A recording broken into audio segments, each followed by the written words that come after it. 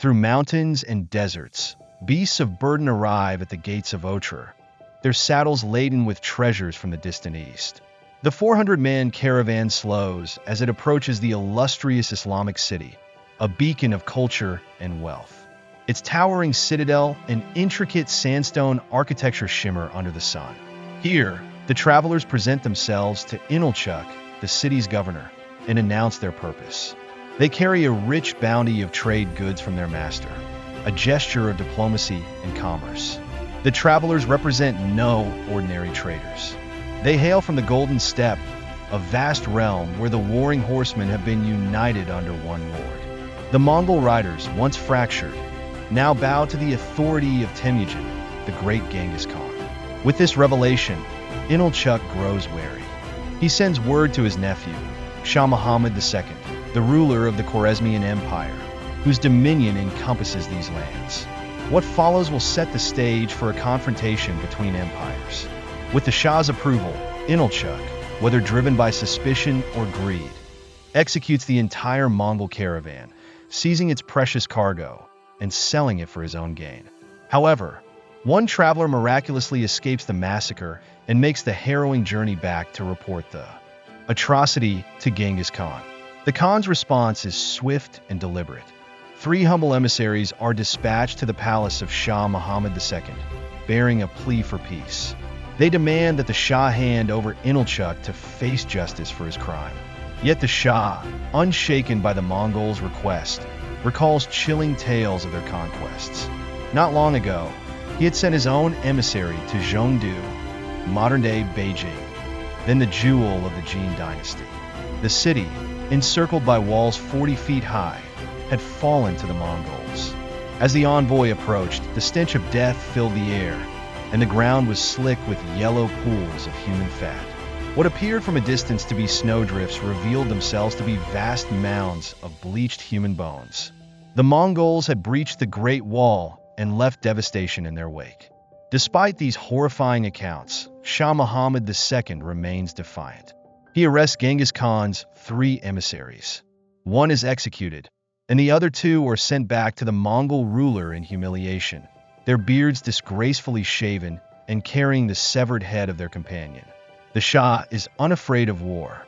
Having recently annexed the eastern edges of his domain, he crushed resistance with brutal efficiency, executing tens of thousands of civilians in the process. Now he styles himself a mighty conqueror, answering neither to the Abbasid Caliph in Baghdad to the west, nor to the mysterious Mongol nomads to the east. His arrogance blinds him to the storm that is about to descend upon his empire. The eastern edge of Shah Muhammad II's empire rises sharply into a formidable barrier of jagged peaks. These mountains have long shielded the Khwarezmian Empire, forming a natural defense. The Shah, confident in his strategy, anticipates the Mongols' retaliation and positions his troops at the Zungarian Gate, the most apparent route through the mountains. But the Mongols are not so predictable. Beyond the guarded gate lies another path, ancient, perilous, and scarcely traversable. This route winds through the frigid heights of the Tian Shan Mountains, where a bitter white wind howls through ravines and cliffs, tormenting all who dare to enter. Through these treacherous corridors marches a Mongol force of 30,000. Their frozen bows rattle against the heaving flanks of their beasts as they press on, braving white dunes of snow and narrow, craggy passages.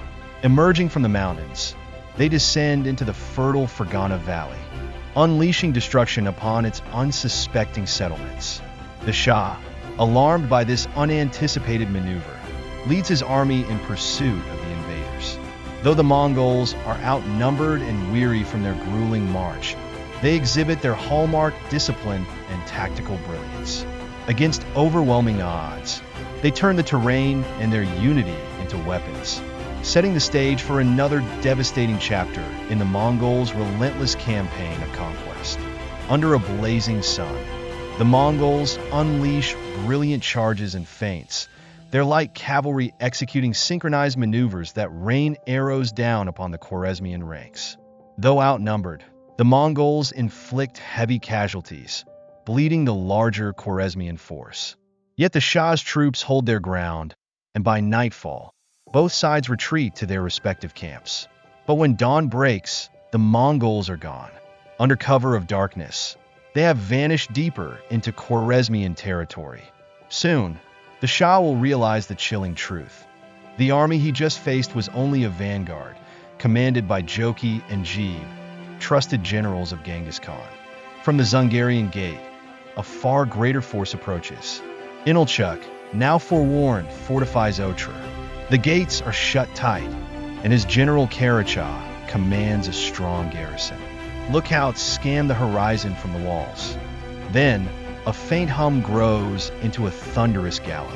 As the earth trembles, Inalchuq ascends the wall to see for himself.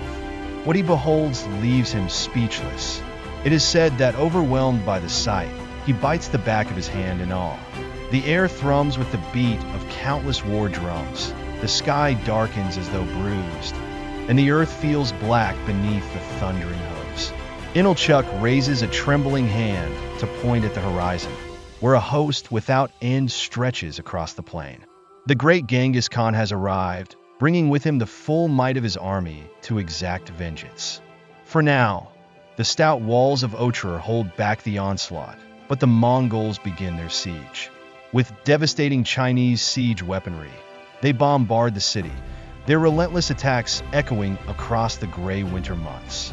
The Mongols sever Otrar's supply lines, leaving its defenders isolated and starving.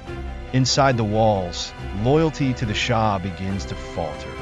Many of the city's residents are newly subjugated subjects, burdened by the Shah's harsh taxes levied to fund his army.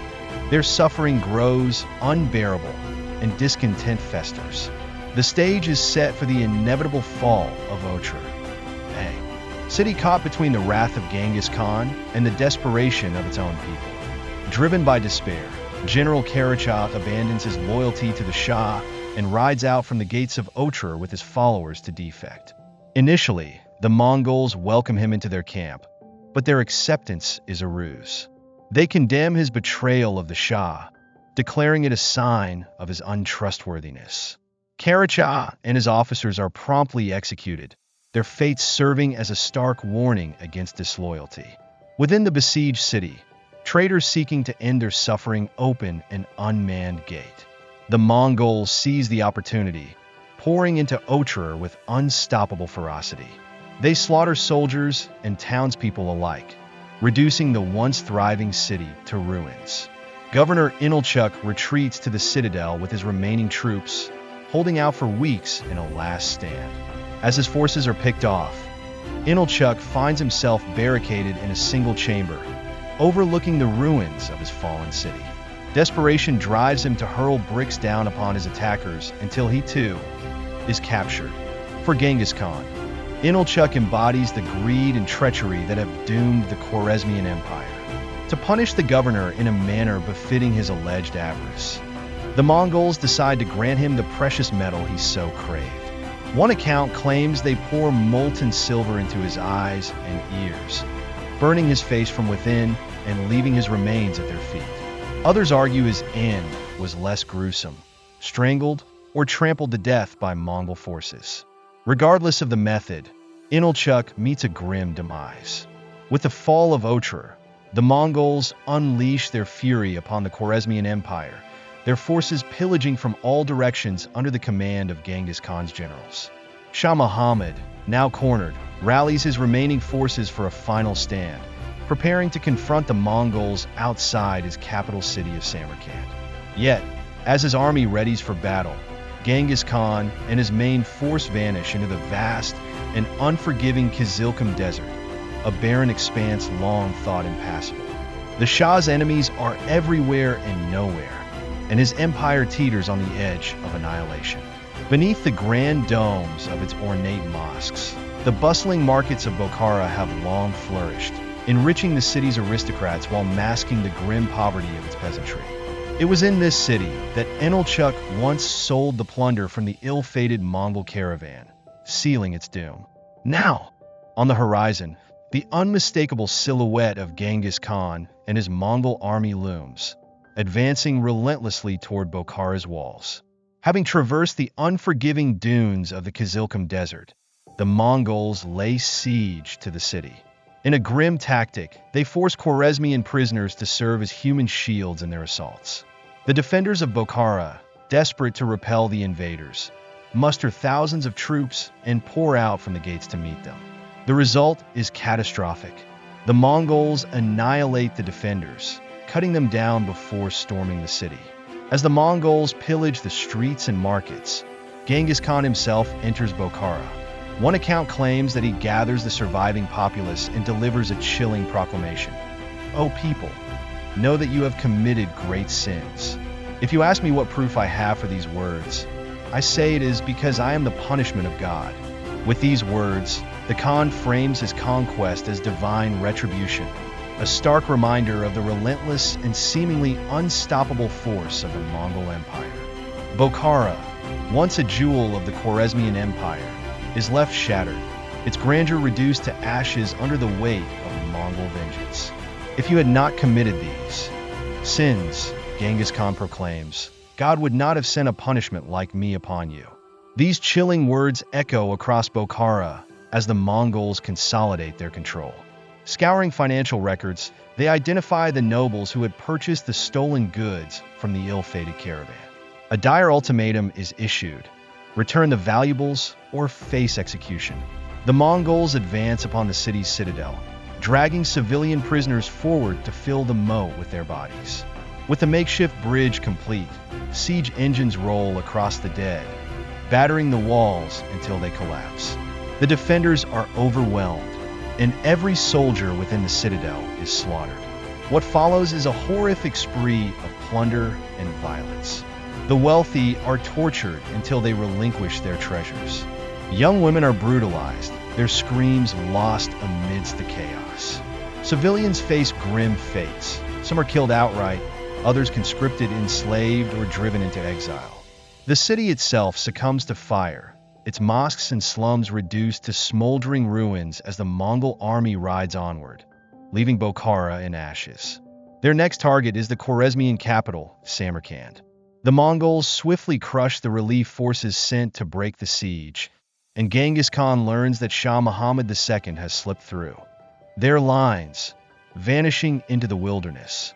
Furious, the Khan dispatches thousands of troops under the command of Jib and his most trusted general, Subutai, to hunt down the fleeing Shah. Meanwhile, the main Mongol force tightens its grip on Samarkand. Inside the city, Kingli and Turkic defenders plead for mercy, claiming they had never wished to resist the Mongols. Genghis Khan appears to accept their surrender, promising to spare them. Yet the moment they lay down their weapons, the Mongols massacre them without hesitation. The systematic slaughter spreads throughout the city, leaving only a handful of skilled artisans alive for enslavement and a few women to be taken as concubines. As Shah Muhammad flees deeper into the wilderness, the scythe of Mongol vengeance falls upon his empire.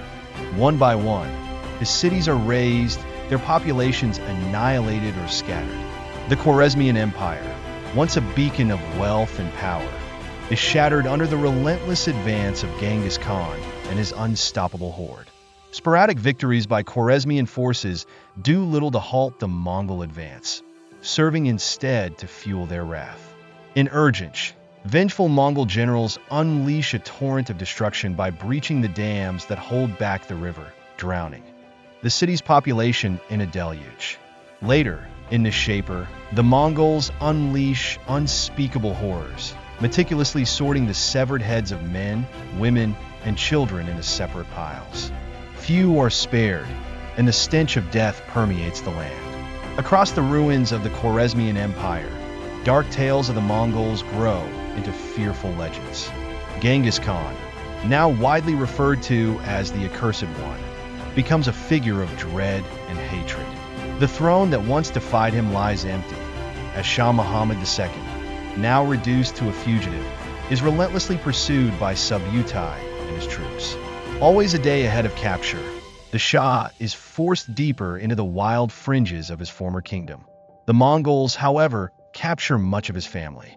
His sons are executed, his daughters taken as concubines, and his mother is exiled to Mongolia, where she lives out her days in destitution.